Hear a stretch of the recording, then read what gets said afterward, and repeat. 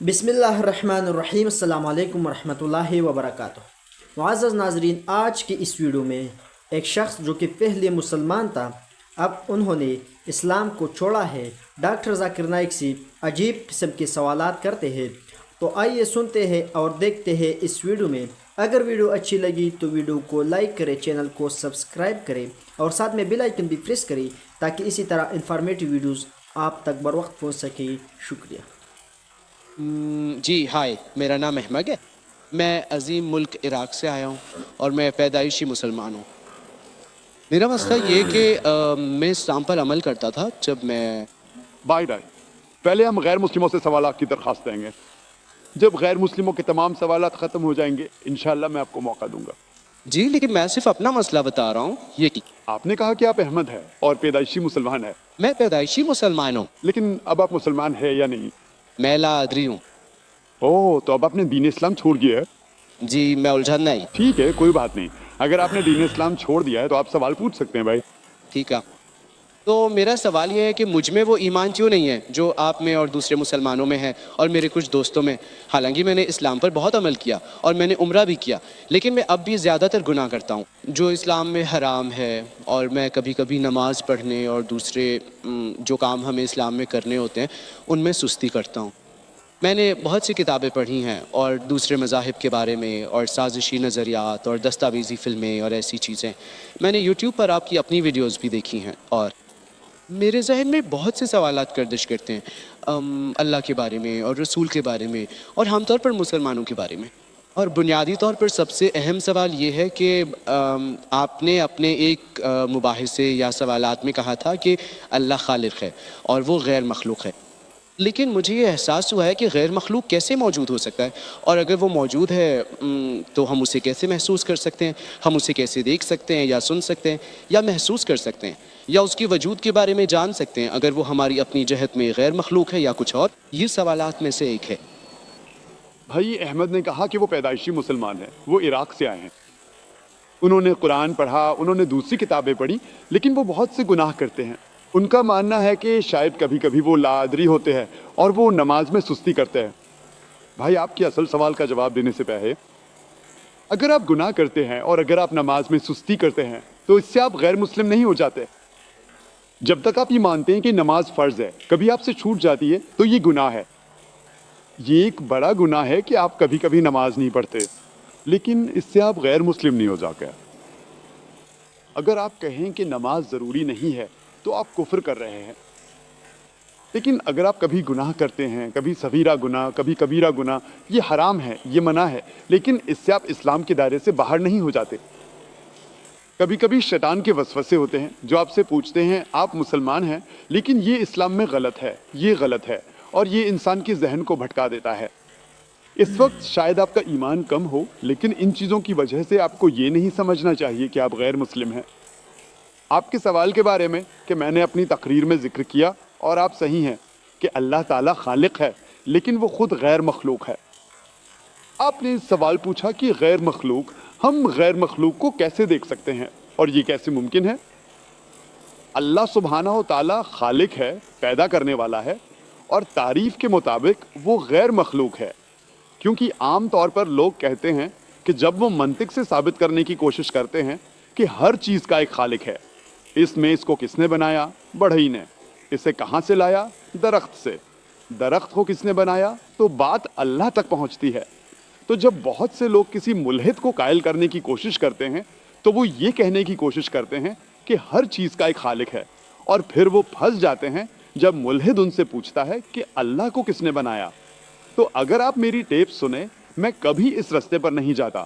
میں ملحد سے پوچھتا ہوں کہ آپ کو کائنات کے بارے میں کیسے پتا چلا، آپ کو ستاروں سورج کے کام کرنے کے بارے میں کیسے پتا چلا، اور وہ کہتا ہے اور واپس خالق کی طرف جاتا ہے۔ تو یہ اس کا الٹ ہے۔ تو اگر آپ منطق سے نمٹنا جانتے ہیں تو آپ ملحد کے اس جال میں نہیں پھنستے۔ مسلمان یا مومن یہ کہہ کر کہ اللہ کو کس نے بنایا، تعریف کے مطابق اللہ غیر مخلوق ہے۔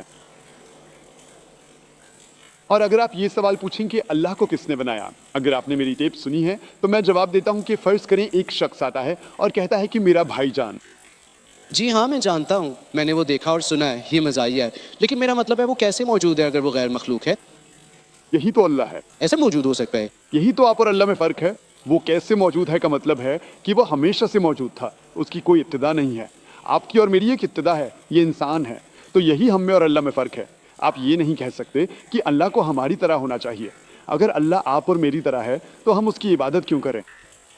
میں سمجھ گیا، لیکن کیا آپ نے بگ بردر کے نظریے کے بارے میں سنا ہے، جسے مختلف تنظیموں اور سیاسی ایجنڈوں نے لوگوں کو کنٹرول کرنے کے لیے استعمال کیا، اسے متعدد خداؤں میں نافذ کر کے، اور پھر بعد میں یہ دنیا بھر میں توحیدی مذاہب بن گیا تاکہ لوگوں کے لیے آسان ہو کہ کون سا بردر معاف کریں؟ میں نے بگ بردر مذہب کے بارے میں کبھی نہیں سنا. یہ کوئی مذہب نہیں ہے، یہ ایک نظریہ، ایک خیال کی طرح ہے بنیادی طور پر.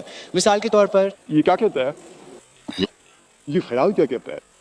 یہ کہتا ہے کہ جب آپ کا کوئی بڑا بھائی ہو تو آپ کے لیے زندگی گزارنا آسان ہو جاتا ہے. جب کوئی ہر وقت آپ کو دیکھ رہا ہو، ہر وقت آپ کو سمجھ رہا ہو، ہر وقت آپ کی حفاظت کر رہا ہو، ہر وقت آپ کے ساتھ ہو اور آپ اس سے بات کر سکتے ہیں، حالانکہ وہ آپ سے کبھی واپس بات نہیں کرتا. شاید آپ کے خوابوں میں، آپ کے ذہن میں، اور اس طرح آپ کے لیے جینا آسان ہو جاتا ہے. جبکہ ایک انسان جس کا کوئی بڑا بھائی نہیں ہے اور اسے ایسا کرنے کے لیے آسانی سے کنٹرول نہیں کیا جا سکتا، اور مکمل آزادی رکھنا بڑی حکمران طاقتوں وغیرہ کے لیے خطرہ ہے. تو یہ کیا کہتا ہے؟ میں سمجھا نہیں. بڑا بھائی ہو سکتا ہے، بڑا بھائی نہیں بھی ہو سکتا. اس کا اسلام اور خدا سے کیا تعلق ہے؟ اس کا کیا تعلق ہے؟ کیونکہ بنیادی طور پر اللہ آپ کو ہر وقت دیکھ رہا ہے. وہ تو آپ کہنا چاہتے ہیں کہ اللہ ایک بڑے بھائی کی طرح ہے؟ یقیناً آپ اسے اپنی حفاظت کے لیے استعمال کرتے ہیں تاکہ آپ خوفزدہ نہ ہوں. آپ جانتے ہیں میرا کیا مقصد ہے؟ دیکھیں یہ ایک مفروضہ ہے. مفروضہ. اگر آپ نے سنا ہے کہ میں ایک ملحد کو کیسے قائل کرتا ہوں، اگر آپ نے میرا جواب سنا ہے کہ آپ نے کہا کہ آپ لادری ہیں، آپ ملحد ہیں، جی تو سب سے پہلی چیز جو میں ایک ملحد کے ساتھ کرتا ہوں وہ یہ ہے کہ میں اسے مبارکباد دیتا ہوں. کیا؟ میں اسے مبارکباد دیتا ہوں. ٹھیک ہے. یا آپ نے ملحد کے بارے میں میرا جواب سگایا؟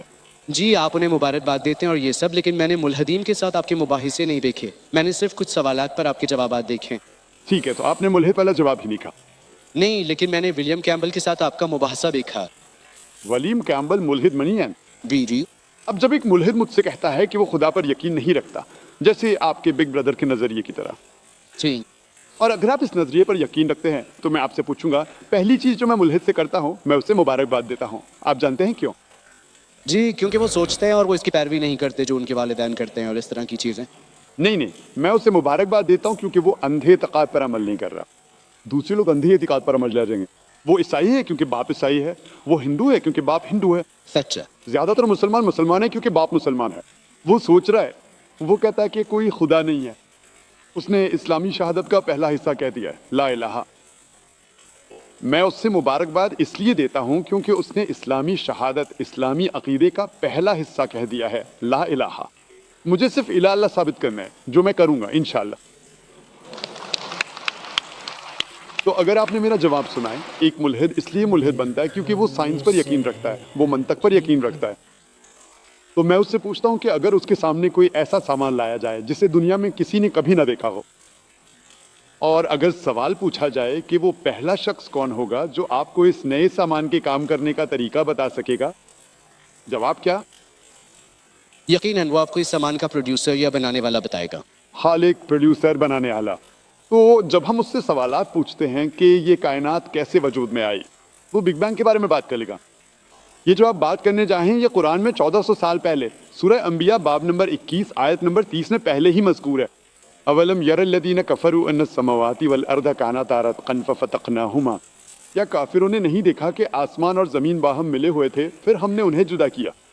یہ جو آپ کو 50 سال پہلے معلوم ہوا قرآن میں 1400 سال پہلے مذکور ہے، یہ کون بتا سکتا تھا؟ خیر مختلف تہذیبوں میں جیسے 2000 یا 5000 قبل مسیح میں اسلام یا خود عیسائیت سے پہلے مختلف تہذیبیں تھیں جو فلکیات میں اچھی تھیں اور وہ ہمارے نظام شمسی کے بارے میں ہم سے زیادہ جانتی تھی. افسوس کی بات ہے. بھائی سائنس کے بارے میں آپ کا علم تھوڑا ہے، گہرا نہیں. میں متفق ہوں کچھ چیزیں ایسی ہیں جو مفروضے کے طور پر جانی جاتی تھیں. مثال کے طور پر ہمیں معلوم ہوا، یہ ثابت ہوا کہ زمین گول ہے 1577 میں. میں جانتا ہوں کہ 6 صدی قبل مسیح میں فیثاغورس تھا جو مانتا تھا کہ زمین گول ہے، لیکن وہی فیثاغورس جو زمین کو کروی مانتا تھا یہ بھی مانتا تھا کہ زمین کائنات کا مرکز ہے، جو کہ غلط ہے. आप मुझे एक ऐसी तहजीब दिखाएं जो 100% इस पर यकीन रखती हो जो कुरान ने बयान किया है।